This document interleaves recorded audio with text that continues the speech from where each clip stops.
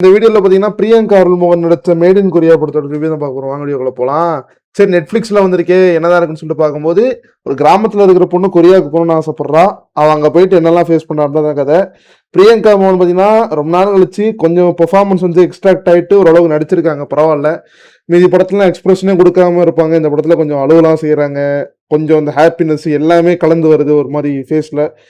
பார்க்கும்போது ஓகே, கொஞ்சம் கொஞ்சமாக நடிகை கற்றுருக்காங்கன்னு சொல்லிட்டு கொஞ்சம் சந்தோஷமா இருக்கு. பாராட்டுகளும் வாழ்த்துக்களும் நான் தெரிவிச்சுக்கிறேன்.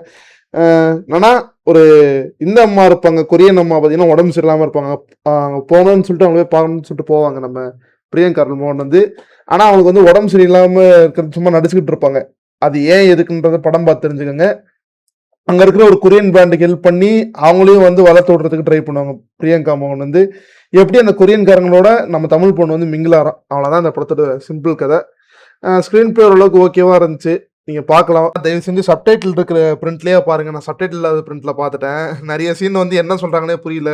கொரியனுக்கு அட்லீஸ்ட் அந்த தமிழ் சப்டைட்டில்லாம் நம்ம தேட்டர்ல படம் பார்க்க போடுவீங்களா தமிழ்ல, அந்த மாதிரி போட்டிருந்தா கூட புரிஞ்சிருக்கும். நீங்க எதுவுமே போடாம அப்படியே பிளைனா வச்சிருந்தாங்க பிரிண்ட். நான் பார்த்த பிரிண்ட்ல நீங்க நல்ல பிரிண்ட் இருந்துச்சுன்னா பார்த்து பாருங்க. மிச்சபடி என்ன சொல்றது, தமிழ் கொரியன் அந்த கனெக்ட்லாம் இங்க கொஞ்சம் வச்சிருக்காங்க இந்த படத்துல. இந்த ஹிஸ்டாரிக்கல் கனெக்ட்லாம் கொஞ்சம் வச்சு பண்ணியிருக்காங்க. மேக்கிங்கும் ஓரளவுக்கு டீசெண்டாக இருந்துச்சு. படமும் சின்ன டியூரேஷன் தான், 1.25 மணி நேரம் தான். ஆரம்பிச்சிங்கன்னா முடிச்சிடலாம். பொழுதுக்குள்ள போட்டு பாருங்க.